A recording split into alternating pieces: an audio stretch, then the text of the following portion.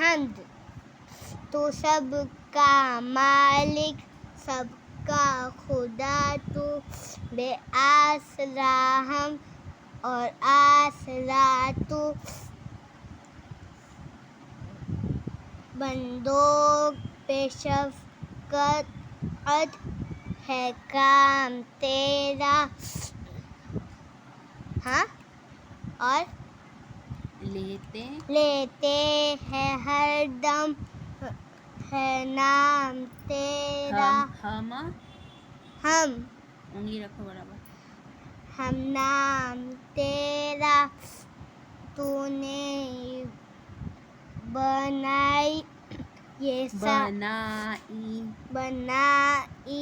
ये सारी दुनिया, ये खूबसूरत ये प्यारी दुनिया। बागों में तूने पौधे उगाए। रुक कर पढ़ो। उगाए फल और फूल और फल सब तूने बनाए।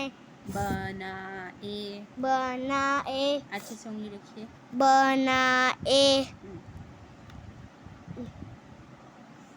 लो लिखना सिखाया, पढ़ना सिखाया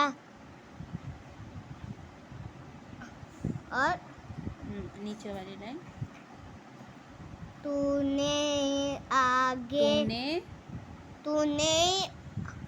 ने के आगे क्या लिखा है? ये ही। तूने ही आगे बढ़ना सिखाया।